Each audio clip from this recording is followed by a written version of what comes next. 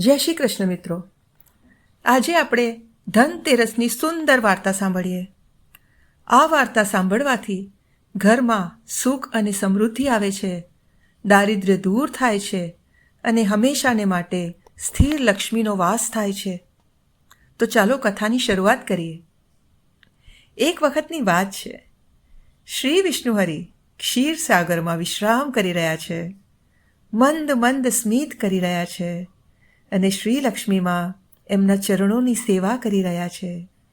એવામાં શ્રીહરિ મહાલક્ષ્મીજીને કહે છે, દેવી, અમને એવું થાય છે કે થોડો સમય પૃથ્વી પર ફરી આવીએ, આપણા ભક્તોની શેમ કુશળ જાણી આવીએ.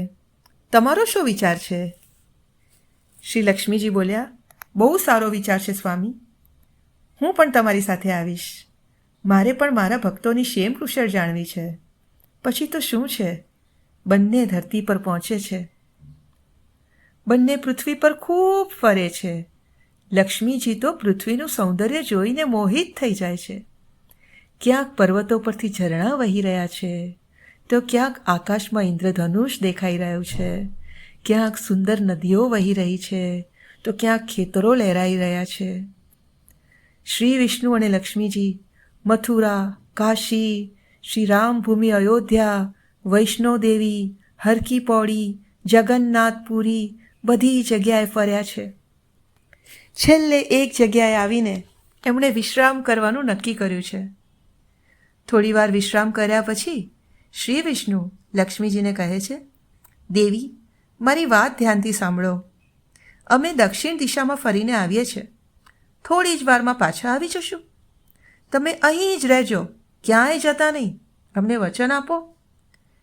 લક્ષ્મીજીએ તો શ્રીહરિને વચન આપ્યું કે અમે અહીં જ રહેશું, ક્યાંય જશું નહીં.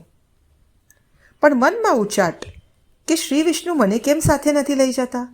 મારે પણ સાથે જવું હતું. શ્રી વિષ્ણુ તો દક્ષિણ દિશાની તરફ નીકળી ગયા. થોડી વાર પછી લક્ષ્મીજીને તો ઈચ્છા થઈ કે હું પણ દક્ષિણ દિશાની તરફ ફરવા જાઉં, અને લક્ષ્મીજી આગળ નીકળી પડ્યા છે. દક્ષિણ દિશામાં આગળ આગળ ચાલી રહ્યા છે.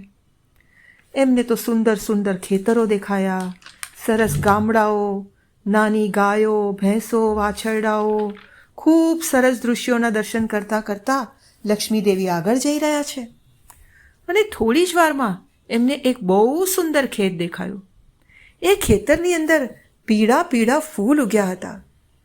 એ ફૂલો એવા મનમોહક લાગતા હતા કે લક્ષ્મીજીને તો ખેતરની અંદર પ્રવેશવાની ઈચ્છા થઈ ગઈ. બાજુના ખેતરમાં એમને ખૂબ સુંદર બીજા ફૂલોનું દર્શન થયું. લક્ષ્મીજી તો ફૂલો અને ફળો જોઈને ખૂબ આનંદિત થઈ ગયા, અને ખેતરમાં ફરતા ફરતા એમણે તો થોડાક પીળા ફૂલો તોડી લીધા અને પોતાની પાસે રાખી લીધા. થોડાક આગળ ગયા ને એક ખેતરમાં એમને થોડી શેરડી દેખાઈ.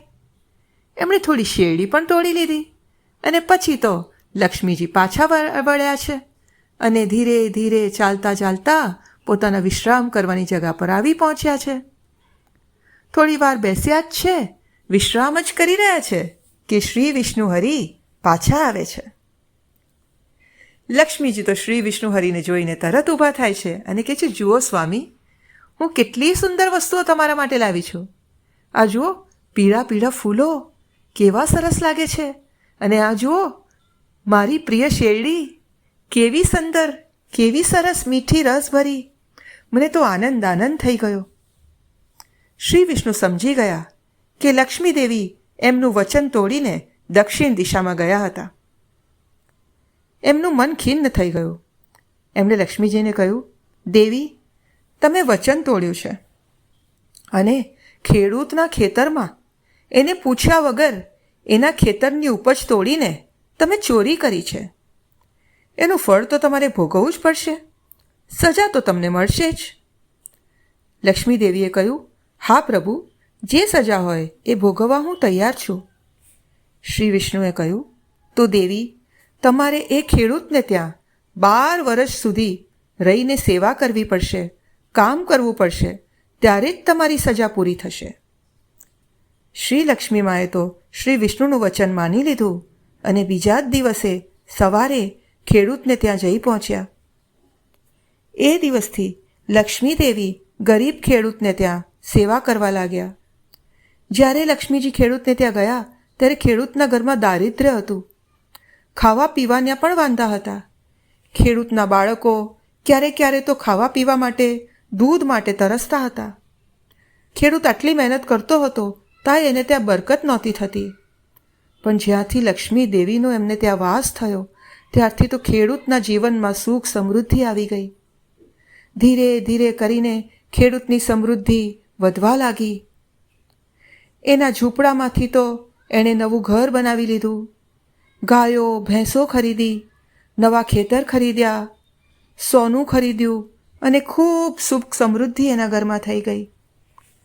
ખેડૂત તો લક્ષ્મીજીને ઓળખ્યો નહોતો, પણ એમને તો ખૂબ સેવા કરતો, લક્ષ્મીજીની સાથે ખૂબ સરસ વર્તન કરતો અને કહેતો, બેન તમે અહીં જ રહેજો, મારા ઘેરેથી તમે ક્યારેય ન જતા. લક્ષ્મીજી પણ ખેડૂતને ત્યાં સેવા કરતા હતા અને આનંદથી રહેતા હતા. આમ કરતાં કરતાં 12 વર્ષ તો વીતી ગયા અને જેવા 12 વર્ષ વીત્યા છે ત્યાં જ શ્રી વિષ્ણુ લક્ષ્મીજીને લેવા માટે ખેડૂતના ઘરે પહોંચે છે. હવે ખેડૂતનું ઝૂંપડું નહોતું, એ જગ્યાએ મોટો મહેલ બની ગયો હતો.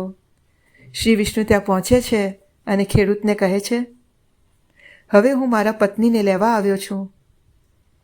તારા ઘરે જે રહેતા હતા એ શ્રી લક્ષ્મી સાક્ષાત છે. એમણે વચન ભંગ કર્યું હતું એટલે એને તારા ઘરે રહીને તારે ત્યાં સેવા કરવાની સજા મળી હતી. હવે મારા પત્નીને તું રજા આપ તો હું એમને મારી સાથે લઈ જાઉં. ખેડૂત સમજી તો ગયો કે લક્ષ્મીમાં હવે તો જશે, પણ તોય એ એમને જવા દેવા માંગતો નહોતો. એ તો લક્ષ્મીજી અને શ્રી વિષ્ણુના પગે પડી ગયો અને કહેવા લાગ્યો, હે માં, તમે ન જાઓ, તમે મારા ઘરે જ રહો, તમે મારા ઘરે જ વાસ કરો.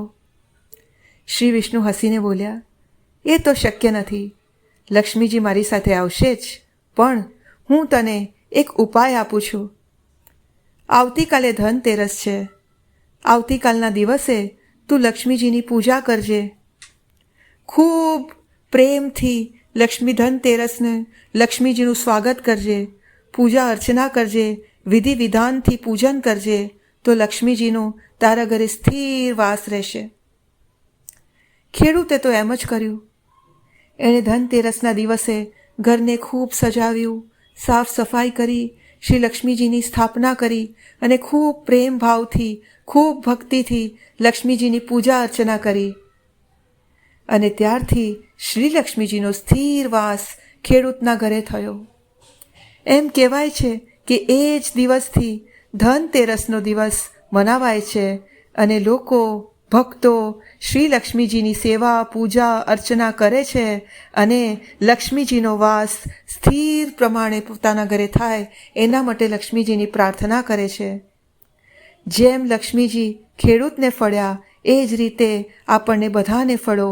આપણા બધાના ત્યાં સ્થિર લક્ષ્મીનો વાસ થાય, બધાનું દારિદ્ર્ય દૂર થાય અને લક્ષ્મીજી બધા પર અસીમ કૃપા કરે. જય મહાલક્ષ્મી.